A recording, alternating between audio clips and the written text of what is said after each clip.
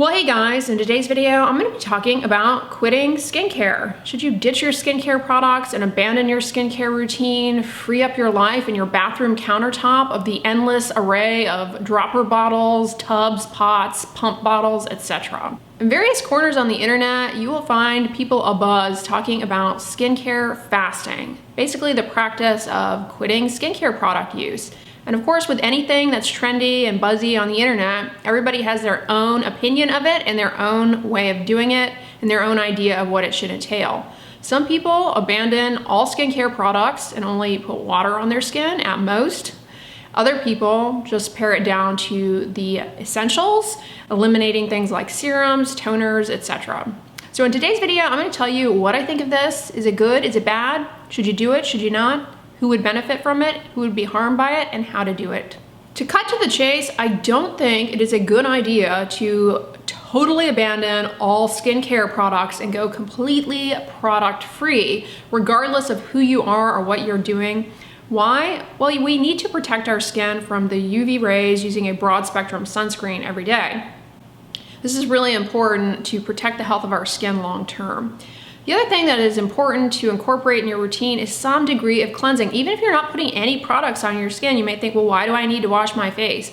Well, we live in a really polluted environment, and pollutants settle on the skin. They generate free radicals, oxidative stress that damage our skin and impair our moisture barrier. And you may think, okay, so what? I don't care about wrinkles and skin aging. But remember, your skin is the largest organ. It's more than just making you look good and making you look, I don't know, dewy. It actually keeps irritating stuff out, and it keeps fluids, electrolytes in balance. I mean, without your skin, you rapidly will decline. But those of you who have been watching any number of my videos, you know I'm a huge advocate of keeping your skincare routine very simple and paring it down to the bare minimum number of products. A, because it's a lot more sustainable, something that you can keep up with every day. B, it's fewer things that your skin is being exposed to that could potentially cause harm and cause problems. You know, ultimately, skincare products, they can only do so much, and you start getting diminishing returns with products when you start layering multiple different ingredients, trying to combine too many things.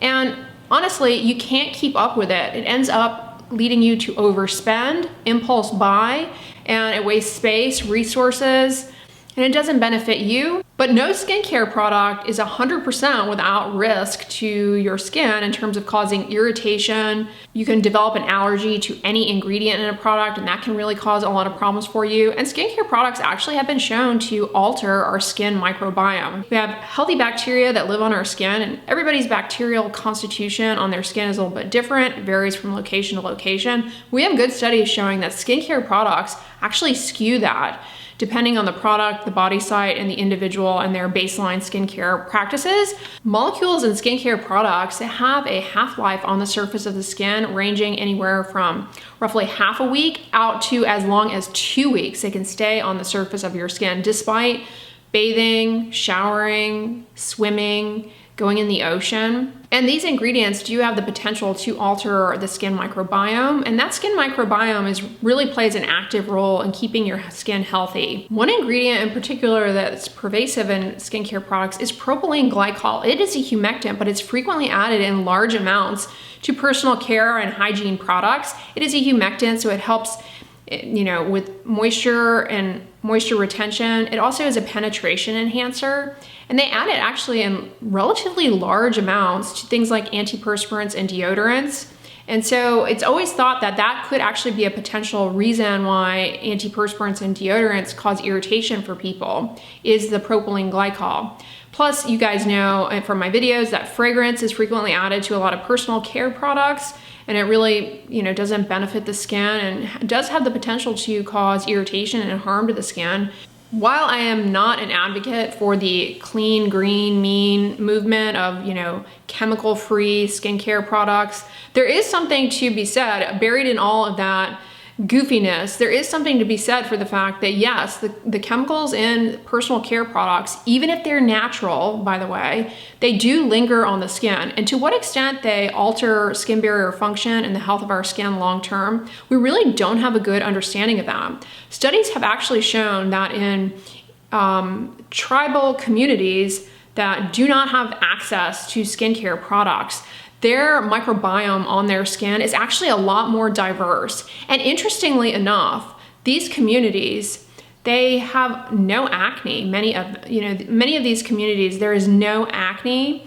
And that is thought to be either an influence from our diet, the Western diet, but you also have to consider to what extent skincare products are affecting the health of our skin outside of just improving, moisture retention and some of these other benefits that I've mentioned. Do they actually end up causing problems for us? It's an interesting question. Problems that can arise to skincare products include contact dermatitis, allergic contact dermatitis, irritation, redness, burning, stinging, and the ingredients in skincare products, they all have thickening agents and surfactants that actually can disrupt the moisture barrier. When you're using multiple products, those ingredients, they can, in theory, have an additive effect of actually disrupting the skin barrier, which is what you are hoping to minimize the issue by actually using a product. There is something to be said about really dialing back your skincare routine and maybe going on a more aggressive skincare fast. Again, I will never advocate for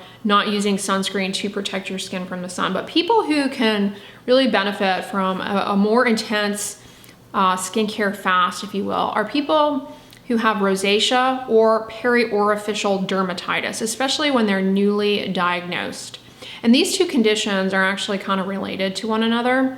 Rosacea is a chronic inflammatory skin condition where your skin is very sensitive to things that come in contact with it, and this triggers redness, red bumps, burning, stinging. And somebody with rosacea has to identify their triggers of what's going to exacerbate their disease. Skincare products are a very common source of that.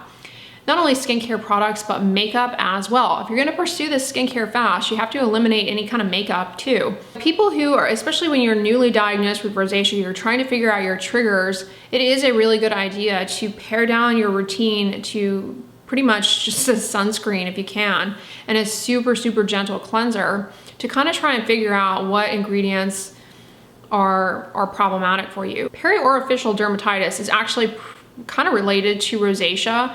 It's those little bumps that happen around the mouth. Some people refer to it as perioral dermatitis, but it can occur around any orifice, like around the eyes. And it can be triggered by skincare products. And it's uncomfortable. You get this like sharp, stingy sensation. And so for those folks, a skincare fast is very helpful because many ingredients in skincare products aggravate that disease. Heavy moisturizers can aggravate that. So really dialing back and just keeping the routine very simple is definitely a step in the right direction for navigating that condition. Many people who don't have rosacea or periorificial dermatitis self-identify as having sensitive skin. And meaning that things that come in contact with the skin, like skincare products, cause burning, stinging, sometimes redness, irritation, itch.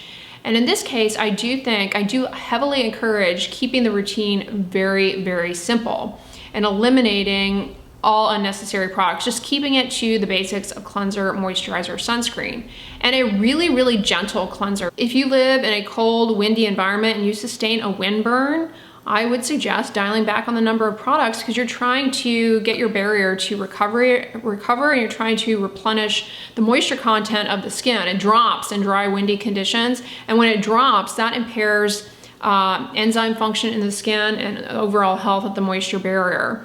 And so you want to really keep your product number to a minimum in those situations. If you happen to be unfortunate enough to get a sunburn, well, yeah, I definitely recommend stepping away from all active ingredients and unnecessary products, serums, toners, essences, etc., because your skin barrier is very impaired. Your skin is basically wounded. It's trying to heal and recover. You're also more likely to develop allergy and irritation to ingredients when you're putting them on a sunburn. And people with eczema are more likely to develop allergy to ingredients and products. And I think if you are somebody who has eczema, you guys know I have eczema. It's a chronic disease.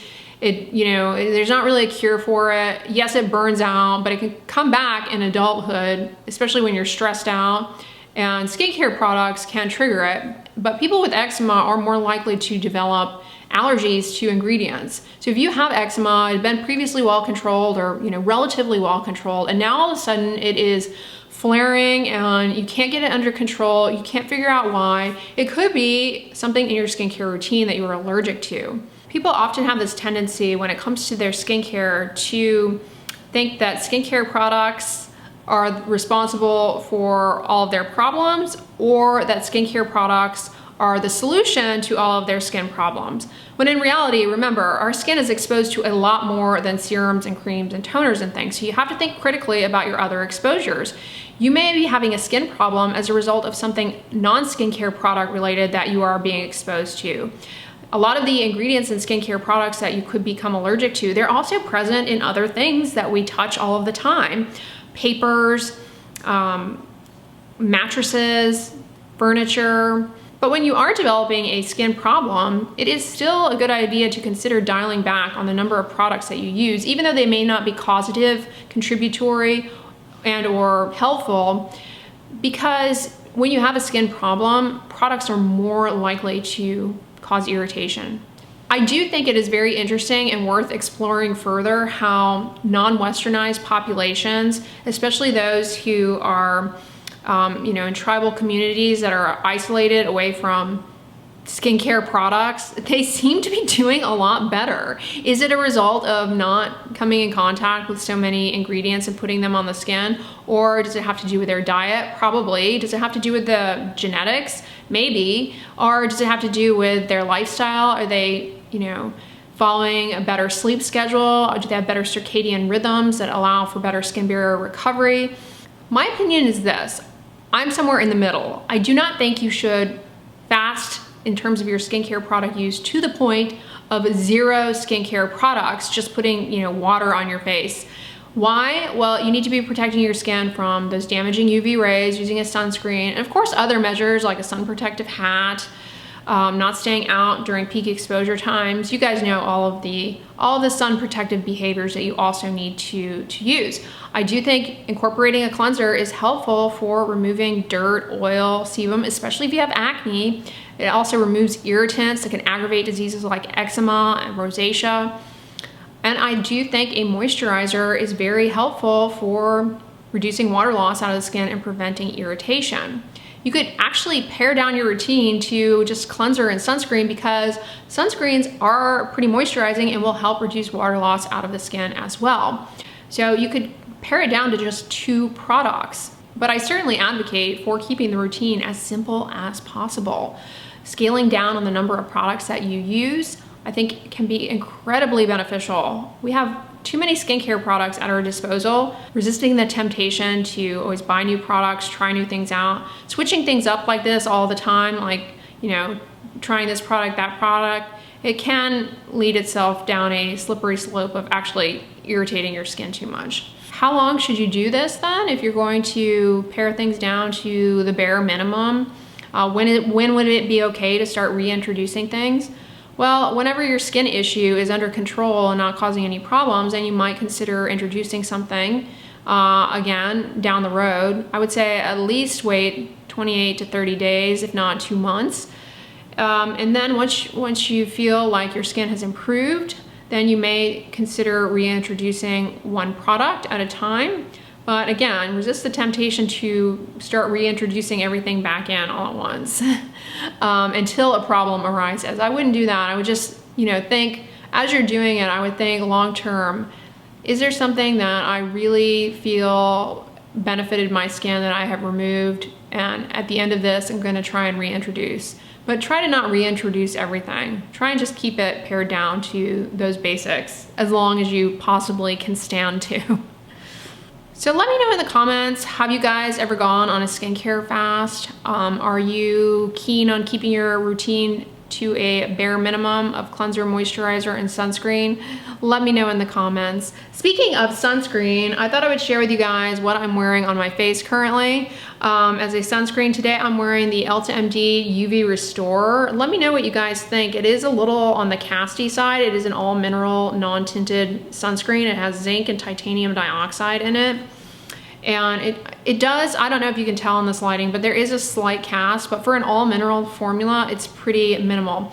But these sunscreens, they have a very short ingredient list. So if you are dealing with like rosacea or perioral dermatitis and you're trying to find a sunscreen that would be well tolerated, I do suggest this, or check out my other videos on mineral sunscreens.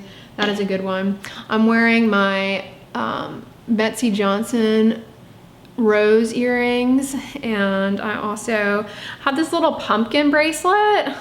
Isn't it cute? Dean and Luca, or Luca and Dean, I think is the name of the brand. I just thought that was cute for fall. All right, you guys, I hope you enjoyed this video. On the end slate, I'm gonna put a video talking all about sensitive skin. So if you are coping with sensitive skin, make sure you check that out. But if you enjoyed this, give it a thumbs up, share it with your friends, and as always, don't forget, sunscreen and subscribe. I'll talk to you guys tomorrow. Bye.